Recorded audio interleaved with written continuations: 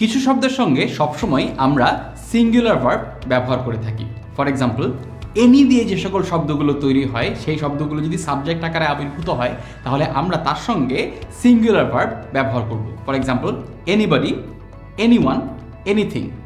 Does anybody have a problem with this? Does anybody, আমরা does দিয়ে কী করছি? ভার্বটা যে সিঙ্গুলার ভার্ব সেটা আমরা বোঝাচ্ছি ডাজ দিয়ে। অর্থাৎ এনিবডি যখন আমরা ব্যবহার করছি সেটাকে আমরা একটা সিঙ্গুলার সাবজেক্ট হিসেবে ব্যবহার করছি। If anyone has a problem with it, please let me no. If anyone has a problem with it, anyone has, অর্থাৎ হ্যাজ আমরা কখন ব্যবহার করি? যখন আমরা সিঙ্গুলার ভার্ব হিসেবে সেটাকে ব্যবহার করি বা সাবজেক্টটা সিঙ্গুলার থাকে তখনই আমরা হ্যাজ ব্যবহার করি। অর্থাৎ এনিবডি, এনিওয়ান, এনিথিং এগুলোর সাথে আমরা সবসময় সিঙ্গুলার ভার্ব ব্যবহার করি। এরপরে রয়েছে some, someone, somebody, something. Something is missing, something are missing না, something is missing. Somebody has to do it, somebody have to do it না, somebody has to do it. Someone has to take responsibility, someone have to হবে না, কারণ প্রত্যেকটি ক্ষেত্রেই আমরা সাম দিয়ে যখন শব্দটি তৈরি করছি তখন সেটি একটা প্লুরাল নাউন না হয়ে বা প্লুরাল সাবজেক্ট না হয়ে সেটা একটা সিঙ্গুলার সাবজেক্ট হচ্ছে। এরপর আছে এভরি।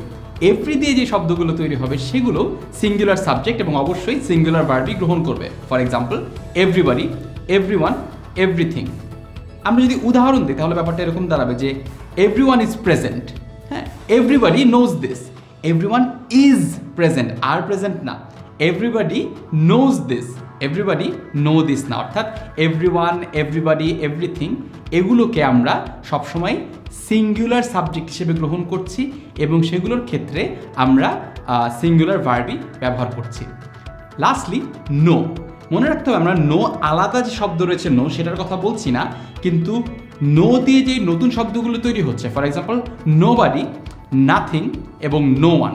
নোবডি, নাথিং এবং নো ওয়ান এগুলো সিঙ্গুলার সাবজেক্ট হিসেবে গ্রহণ করতে হবে। For example, nobody knows where he is, no one knows where he is, nothing is more important than this.